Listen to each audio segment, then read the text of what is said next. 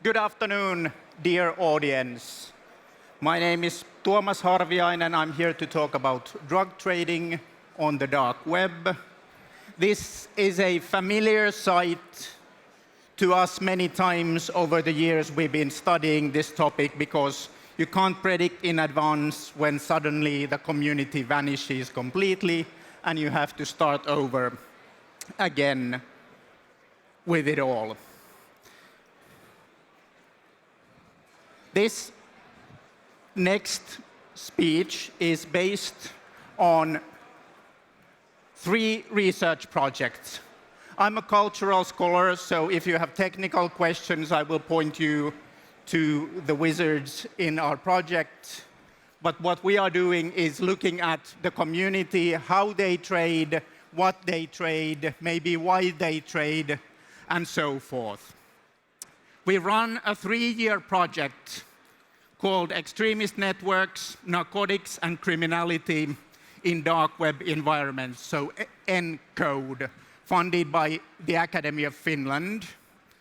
The part on extremist networks and meme production could merit a talk of its own, but today I've been asked to talk about the drug trade.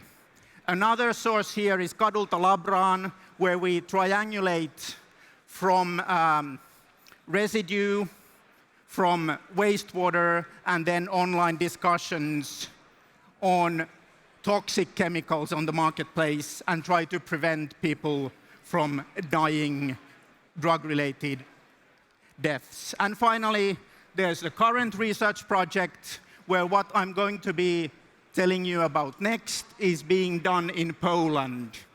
And we are doing this in different areas because there are massive differences in online drug trading from one country to the next. Finns have a habit of talking online a lot, giving peer support, giving advice.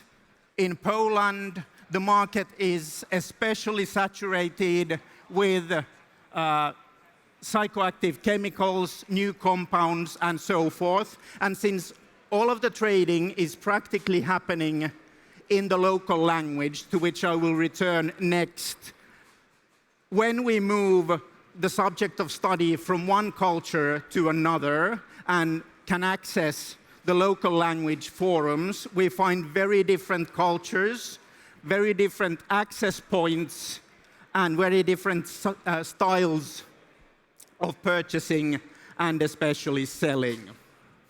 Since some of you in the audience may not be familiar with the context, very briefly, the dark web, so a pseudo-anonymous part of the net for those of you who are not familiar with it. And I emphasize the pseudo-anonymity here. I know this is very much a simplification, but people expect to have a lot of privacy, a lot of anonymity, and how they navigate it is something we found very interesting here. So how does the typical buyer think how much their data stays actually private and what can be tracked or not?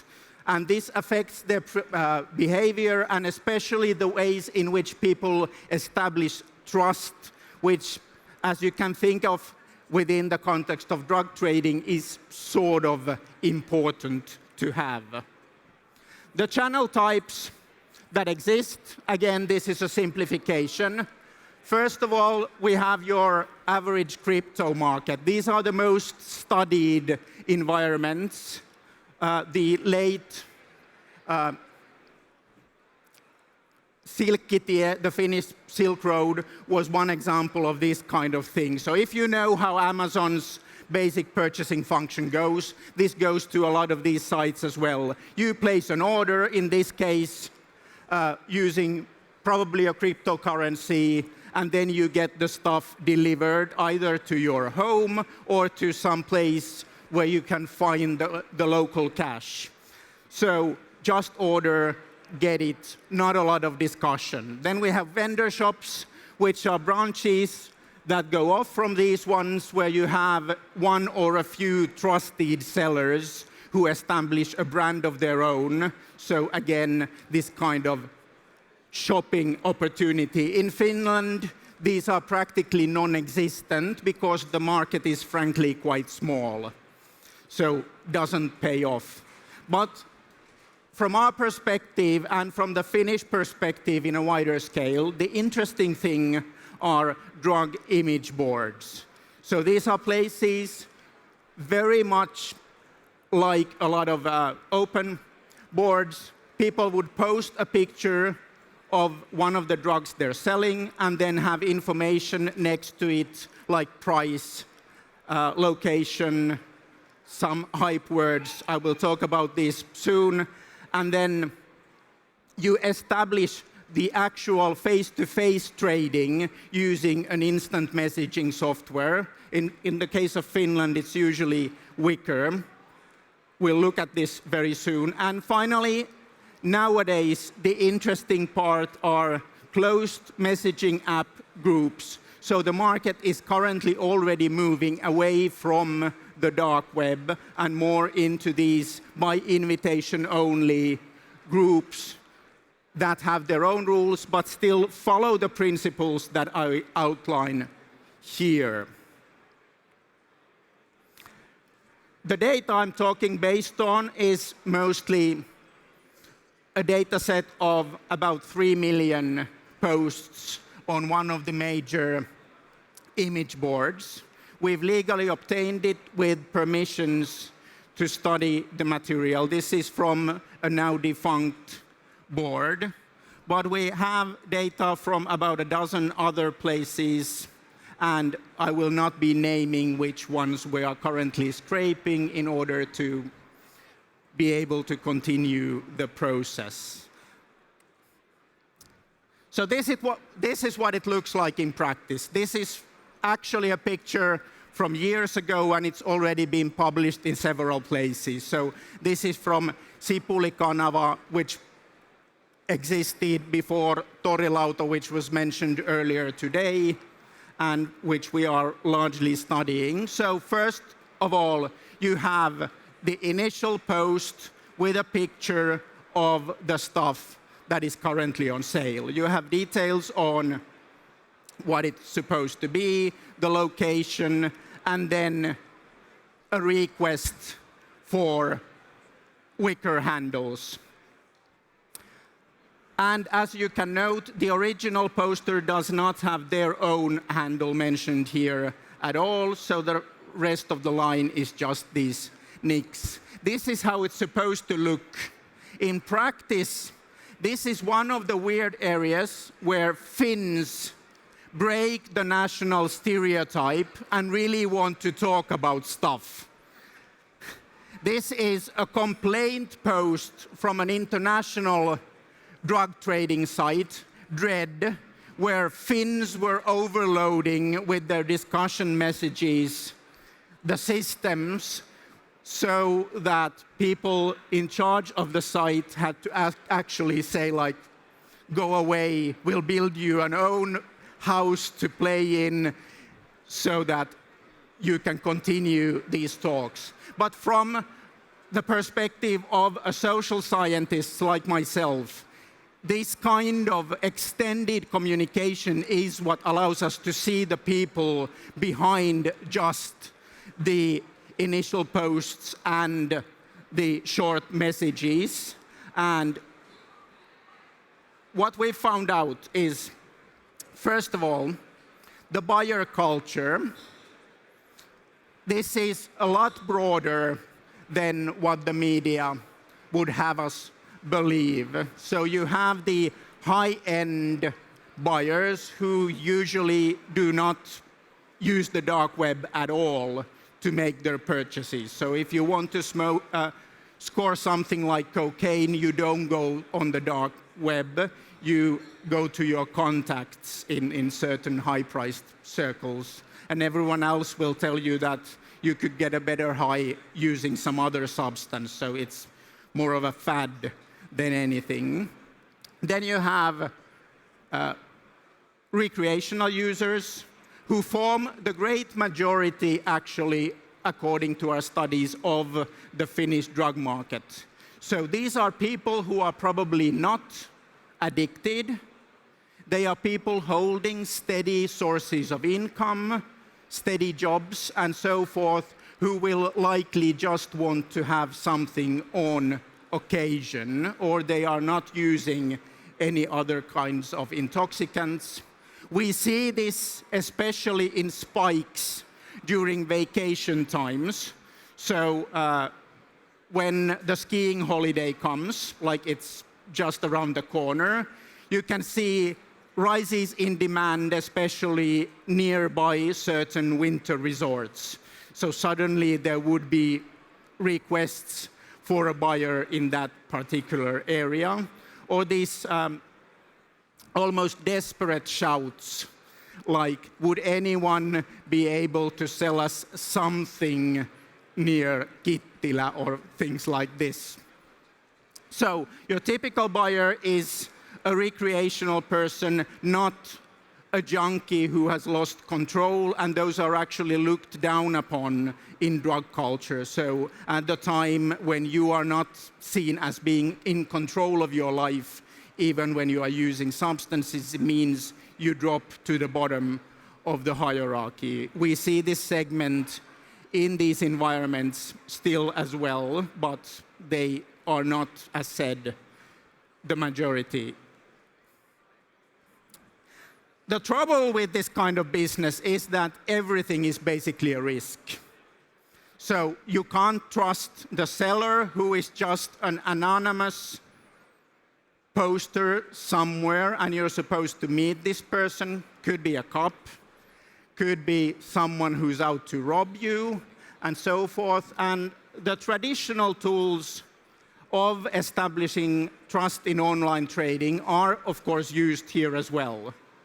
So you have recommendations, you have buyer feedback on quality and things like this, and you have escrow systems. The problem with all of these, of course, from the buyer's perspective especially, is that they can all be faked. So you have false recommendations. We know that people look at how soon after a supposed trade feedback comes, or how quickly after someone advertises a product, there appear to be similar kinds of posts saying that this is really good stuff. And then you have the angry comments below, like, you've probably faked all of your feedback, we're not buying from you. We don't know if they actually still do, but mostly there's a lot of hate mail kind of thing. Same with open feedback. 2 posts saying that, yes, this was really good stuff. And then the third one says, this was crap, don't trust it. This seller was posting his own recommendations. Finally, we have the a lot applauded escrow systems. You send in your payment, it's released to the seller once you have received the product, or someone says something has been received. Not only untrustworthy, it has the unfortunate side effect of piling up a lot of online payments in the control of the site in question, and we've already seen exit scams when suddenly some millions in cryptocurrency completely vanish, so people are not likely to trust escrow systems either. So what do they trust is their own personal readings of the post that they see. So a lot of people seem to be going in this with next to no trust on actual operational security. So whereas the people who are maintaining the sites pay a lot of attention to security issues, your average buyer does not. They believe, apparently, that the trading is likely anonymous, which it is not, but it would take a lot of effort to find out who a particular user is. Plus, they trust the fact that it's a small purchase. This stands in quite a lot of contrast with the fact that, as mentioned just before, a lot of these people are those who have something to lose by being caught by the police in this case. So people who hold steady jobs or other sources of income and so forth. So we've been quite surprised by the low level of paying attention to security issues. People seem to be quite happy, for instance, at least some, to use the same names for their buying accounts with which they have stuff on Instagram, Tinder, their personal blogs, and so forth. So not exactly completely security conscious behavior here, or maybe they just don't have anything to lose. But what people turn to as sources of establishing some sort of a trust system, first of all, the image created by the store. So you choose the right nickname, appear trustworthy, shower praise on the stuff you're selling, hope to elicit positive feedback, and so forth.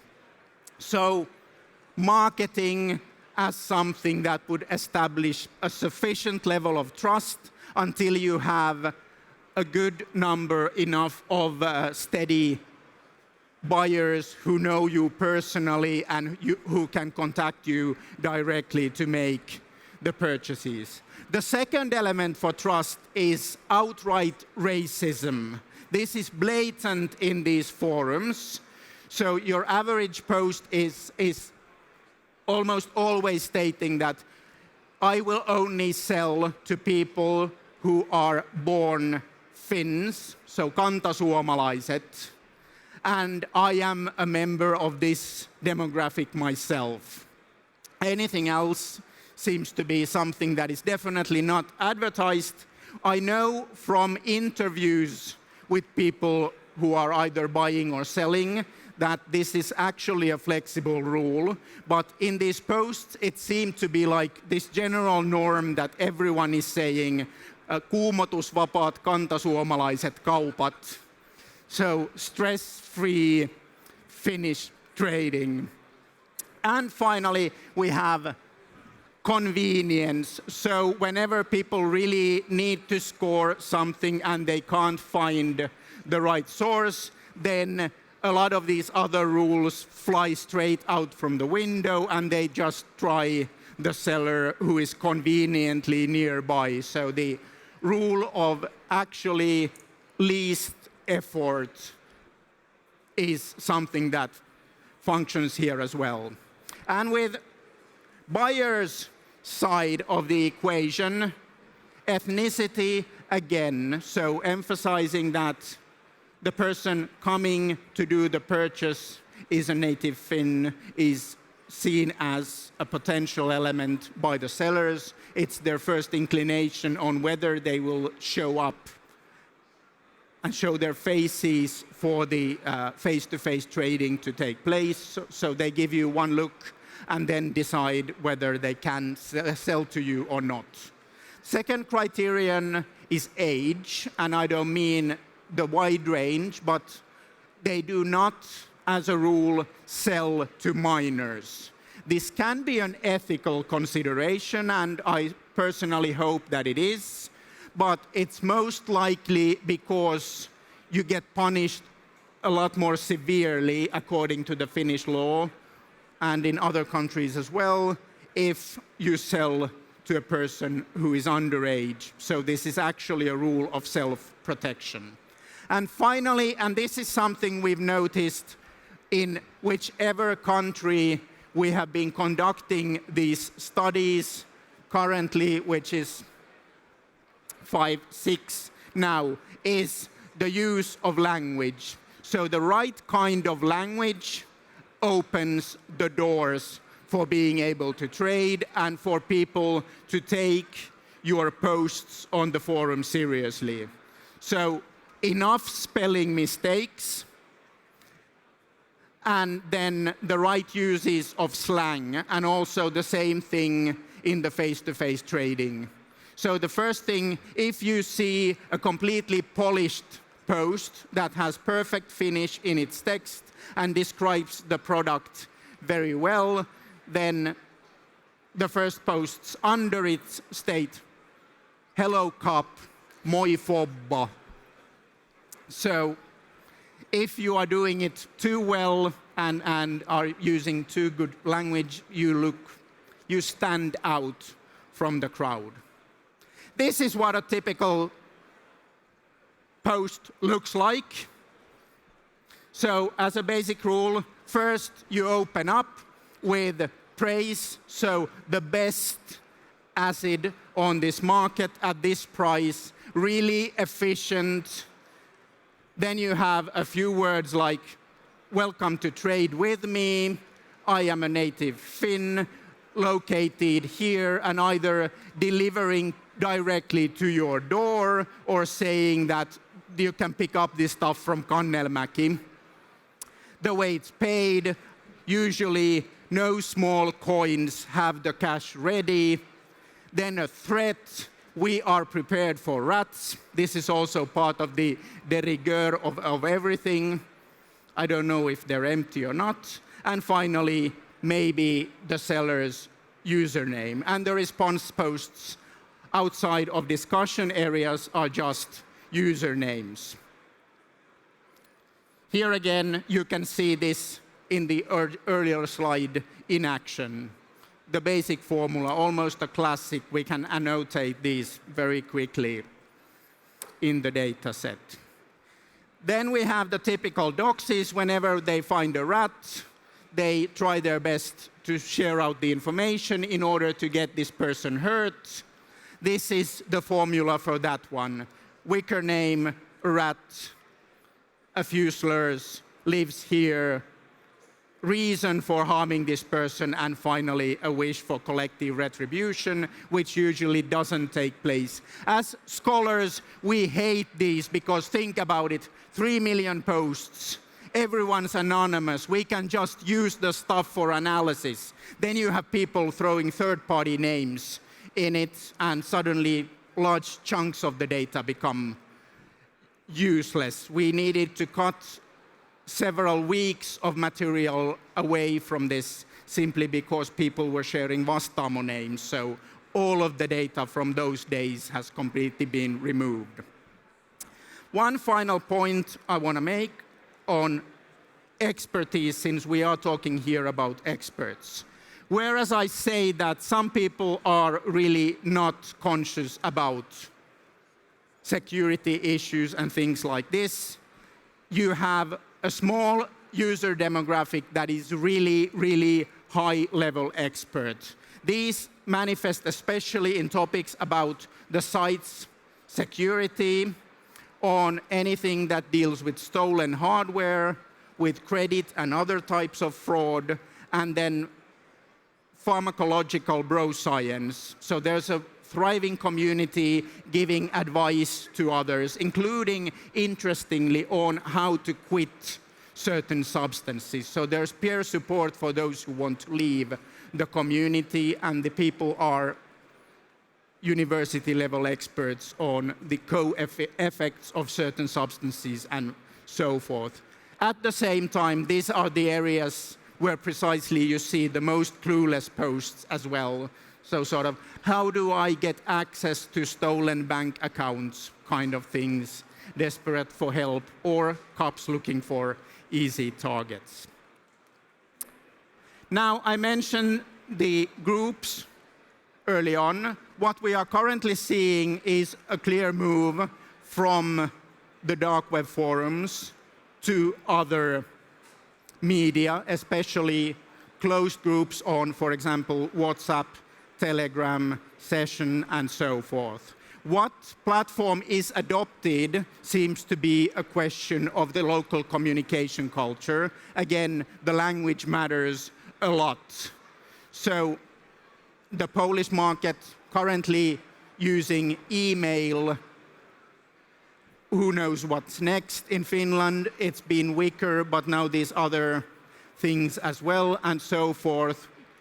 Locating a target for us to study interestingly difficult, a lot of fun at the same time. And something I was asked before coming on stage, neither the corona nor the war has had a huge impact on the drug market, even though lines from especially the Russian border have been closed. So some substances have been vanishing, some sites have been vanishing, but that's about it. Temporary availability is the only significant change we've seen so far. Now, my cheap advertisement very quickly. We're going to be running a cybercrime mini track, which includes a lot of stuff on the drug trade, but also anything that would be technically oriented. I hear Hawaii is really lovely in January, so consider submitting if you want a good excuse to go there.